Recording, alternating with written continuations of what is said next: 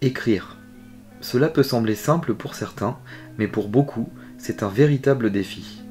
Quand on n'a pas confiance en ses mots, ou qu'on a été trop souvent confronté à l'échec, prendre un stylo peut être un acte de courage.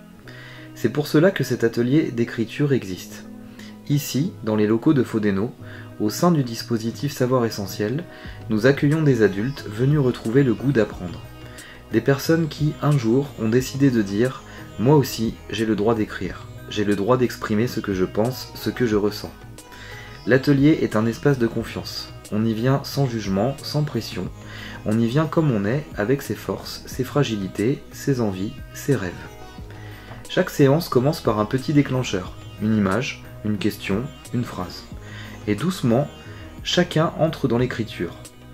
Certains préfèrent écrire seuls, d'autres dictent à un formateur ou à un autre apprenant. Tout est possible. Ce qui compte, c'est que les mots sortent, qu'ils prennent vie. L'écriture, ici, devient un outil d'émancipation. On y raconte son quotidien, son enfance, une colère, une joie, une rencontre. Chaque texte est un morceau de vie, une preuve qu'on a quelque chose à dire. Et à force d'écrire, les participants prennent confiance. On ose davantage, on relit, on corrige, on échange, on apprend à structurer ses idées, à jouer avec la langue. On redécouvre le plaisir de faire passer un message, de toucher les autres. Ces ateliers ne sont pas seulement des moments d'apprentissage, ce sont aussi des temps d'écoute, de solidarité, de reconnaissance. On se rend compte qu'on n'est pas seul, qu'on avance ensemble. À l'occasion des Journées nationales d'action contre l'illettrisme, nous avons voulu mettre en lumière ces parcours. Des parcours courageux, faits de volonté, de patience et de persévérance. Merci à toutes celles et ceux qui participent à ces ateliers. Merci pour votre confiance, pour votre sincérité, pour les textes que vous nous avez confiés. Lutter contre l'illettrisme, c'est donner à chacun le pouvoir d'agir, de comprendre, de s'exprimer. C'est permettre à tous de prendre pleinement leur place dans la société.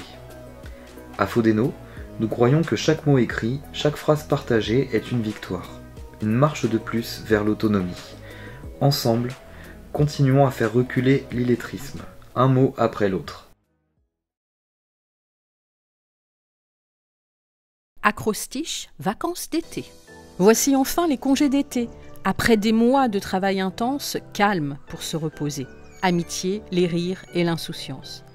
Naissent les prochains souvenirs, ciel azur, mer calme, vent léger. Évasion, détente et plaisir sur l'étendue de sable ou de galets. Découverte de nouvelles contrées, épanouissement, visite et lecture, temps passé à se prélasser, escapade à pied ou en voiture. Zeuzeter, yaourter la langue, xénophile à ta pensée. Wagonneur, vagabond zigzagant, voici que tu m'échappes encore.